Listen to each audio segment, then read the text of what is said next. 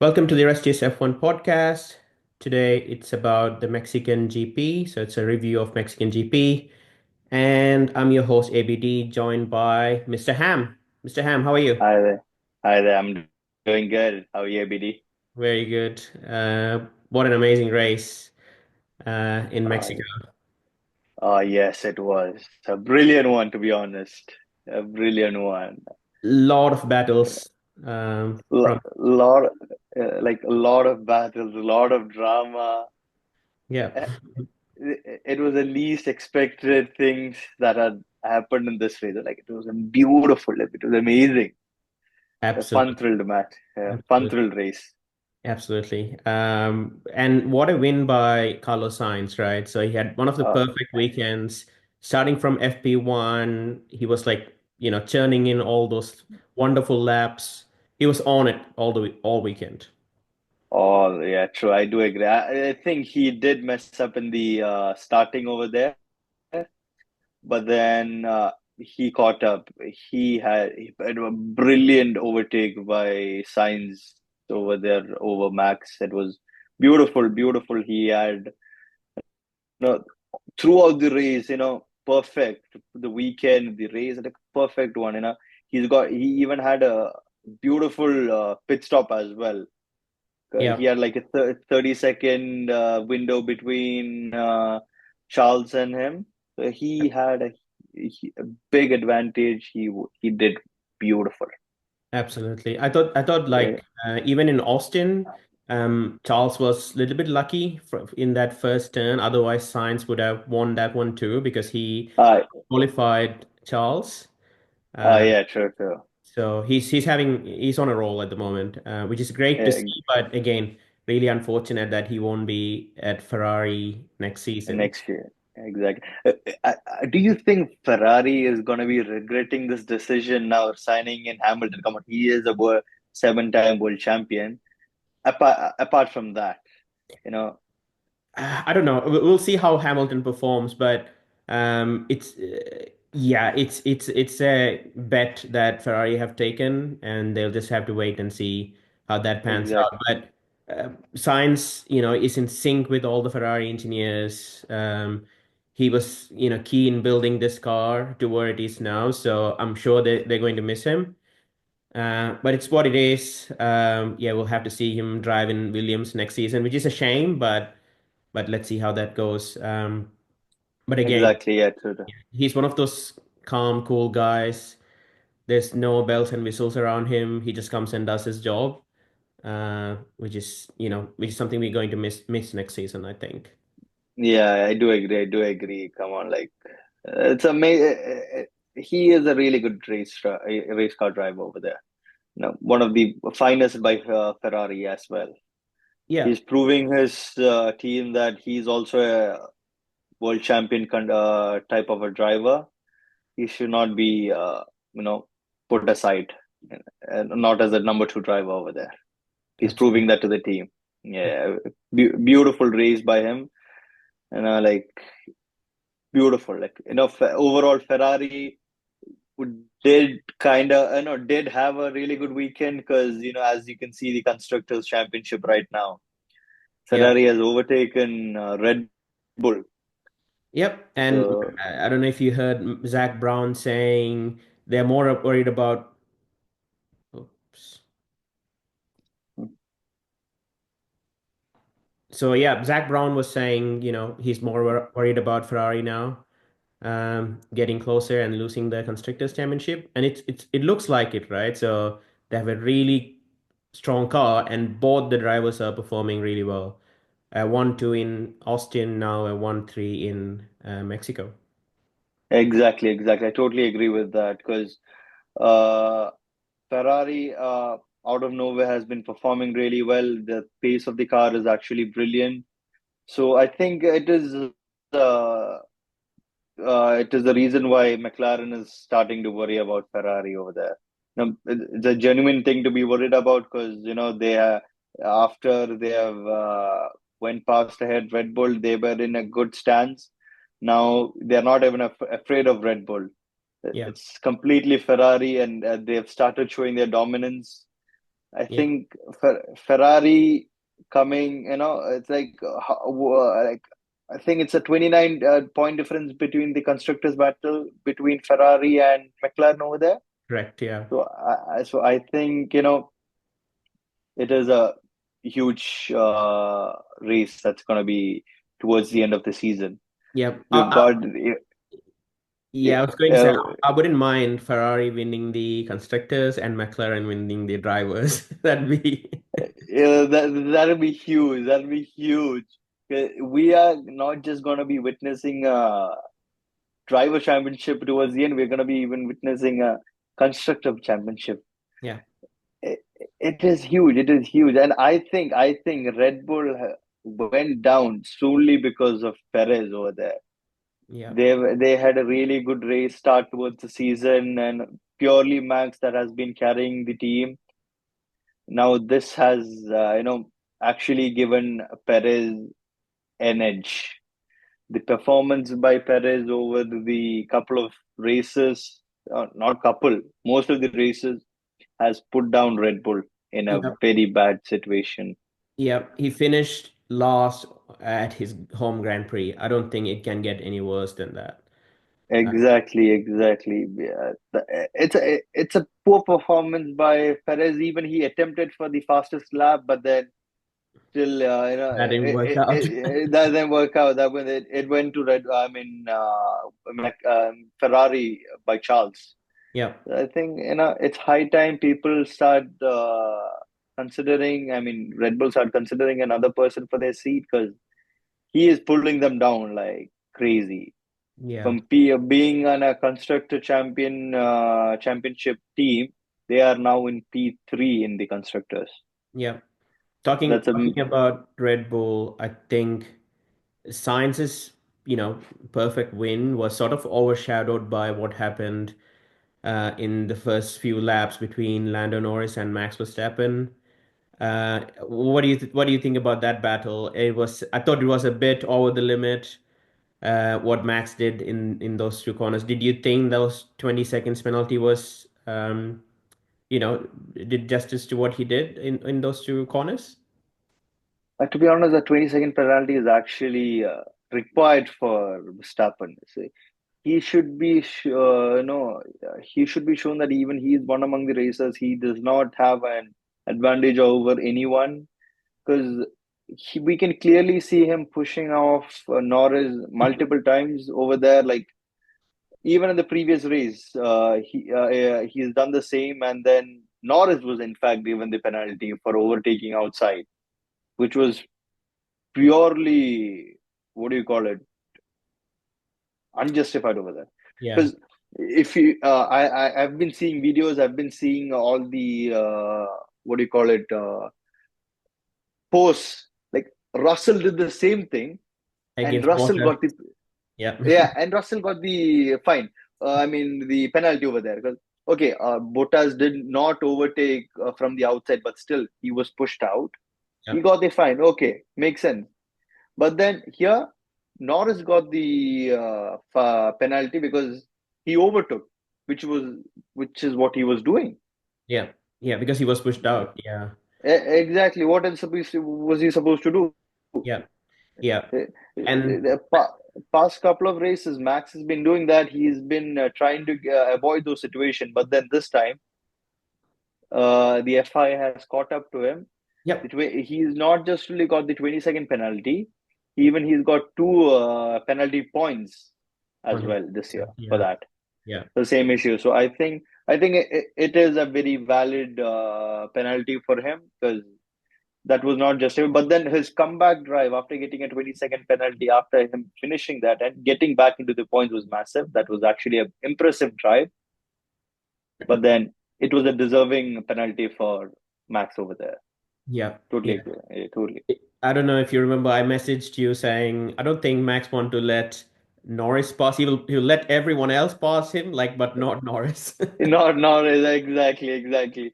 I think that mindset of him has costed the team their constructor P2 and in fact, the constructors as well. They are Yeah, pushed down to P3.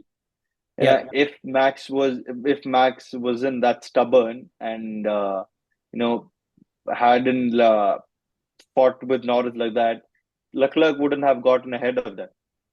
Exactly. He Yeah. might have even had a chance of fighting Sainz, but it's a limited chance, probably an undercut or something. But then uh, it's a very limited chance over there because we can clearly see Ferrari was too fast for Red Bull to catch up. It was a fair fight between them. He overtook beautifully. So it's a slight, the percentage of Verstappen overtaking Sainz was less, but then he ruined it completely by fighting with Norris over that. Yeah. Yeah. And Yep. that has cost him like 10 points Yeah. in his championship battle between them. Yep. Uh, 47 points between them now, 4 races to go. Actually, I think it's 6 races, including the sprint. Sprints, yeah, exactly, yeah. But as we all know, Verstappen has been dominating sprint. That's true. Yeah. So, yeah, Brazil sprint, so that'll be really exciting to see exactly. how that goes. I think the best chance for Norris to get out of Max's view is just out qualifying him uh, Yeah, true. race and sprint. And not just out qualify, provided he does not ruin it in turn one. First lap. Yeah. First lap, turn one, he should not ruin it. That's Yeah. where, see, even if he out qualifies Max, he always loses in turn one. Yeah. That Yep. is what he is supposed to work upon. Yep. Red Qualify Bull. ahead, keep it Yeah. ahead. Red Bull got some trick up their sleeve. Like their starts have been amazing. I'm talking about Max here. Max, yeah. Like even in here in Mexico, like uh, the second part Yeah, is like the move after the start was just pulling away from true. sign. Yeah. Exactly. The reaction time between them was Sainz was 0.25 and Stappen was 0.24. Oh wow. Okay. Yeah. So even the one it's a millisecond difference between them Yeah. costed Sainz the lead, but then the comeback was different. That was it. And speaking of starts, did you see Perez start? Yeah. Oh my God. He was above the yellow line. And when the team noted him, I think there is a false start, Perez said, no, the start looks fine to me. It It was a was a perfect perfect start. start. Yeah, it's as if like he is crowning himself. I've done perfectly because Yeah. he made four places in that start. Yeah. It's a shame That, that I still remember when Lewis signed for Ferrari and Sainz was like without a seat. I was yep, hoping Red Bull signs him. Uh, yep. but unfortunately, it didn't happen. But now he's the one beating uh, the Red Bulls, the The Mercedes. Yeah, and everyone. Both Max and Perez in Red Bull, his own teammate in Ferrari, his own and Mercedes, everyone. He's showing that he is not a driver number two. yeah, yeah, exactly. Crazy, crazy, crazy. All right. Okay. So I want to just go through like what do you think? How would you rate the race overall? Um, I so far, this has been the best race in this season for me. I'm Really? gonna give it a nine out of 10. You really I enjoyed it, love. didn't you? I did enjoy it. I did enjoy it. The safety cars, the DNF, uh, the battle between Lando and Verstappen, the battle between Sainz and Verstappen, the Yeah, battle between Charles and Norris, yeah. the battle between Russell and Hamilton, the battle between Perez and Lawson. Too many fights been happening inside the Colpindo and Lawson. yeah, Carlopin and Lawson. Too many fights, too good. The race is too good. And the one thing we've got to keep in mind, even though Piastri had qualified in P17, 16, I guess, 17, yeah. he came in points. He was P6. Yep. I know. he was P6 or P7, P8. He was behind P8. Magnussen. P8. P8. That it was actually beautiful drive by him. Yeah. Unfortunate qualifying, but then a beautiful drive, a beautiful comeback. Yeah. He finished in points, so I think that helped the constructors a bit for McLaren as well. Absolutely. Valuable points. Yeah. For me, Ex- I thought it was an 8 out of 10. Like you said, it was an amazing race. It was a lot of incidents, a lot of overtakes, a lot of close battles. But there have been a lot of really good races this season, so I'm giving it a 8 out of 10. Silverstone still is on Oh yeah. of my Ah list, yes. but Yeah, the win. True, true. I agree. But then pure race was this. Pure race was this. agree, agree. And we did have a tire whispering race by Russell on the other side, but then this was Yeah, like, pure battle. We can see battle for all the position. absolutely. Yeah, it was up and With down the field. There was something going. exactly. And now we have multiple race winners this season. The last time we had so much of multiple race winners was back in 1981, if I'm not wrong. A long time ago. Yeah, 1981 and 87, I do not remember. But then we have Max with 7 wins. We have Norris with 3. We have Leclerc with 3, if I'm not wrong. Three, I We think. have 3. We have Usually Sainz with two. 2. We Yeah, have Hamilton with 2. We have Piastri with 2. and Russell won.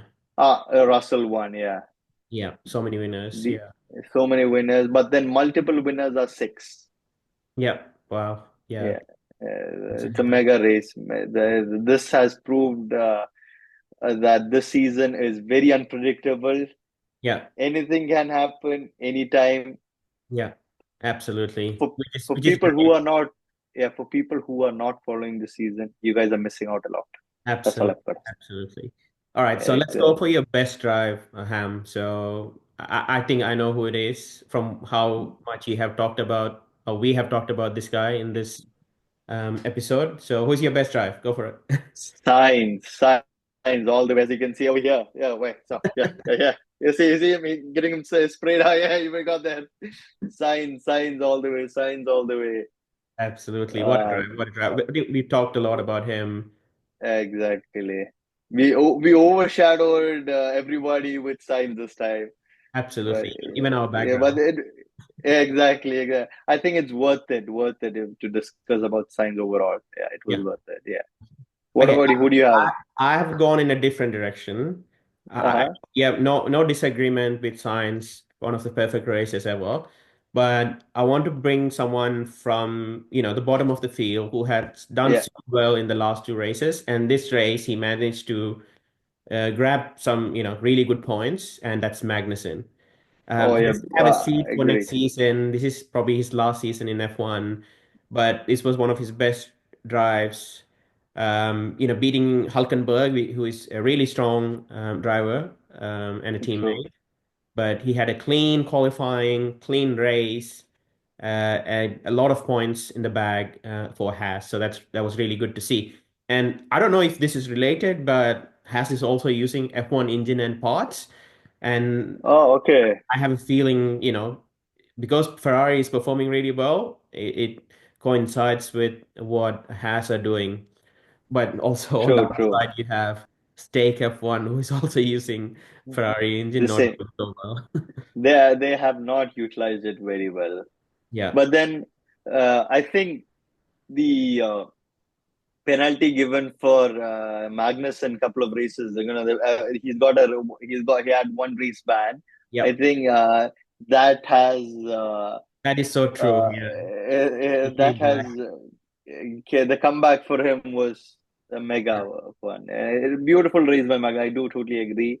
Yeah. I do totally agree. And uh, beautiful. And we do not have Shaq with us, but then he has given Gasly for a really good drive, which Yep. I do agree. Which I do agree. Even he has had a really good race this weekend.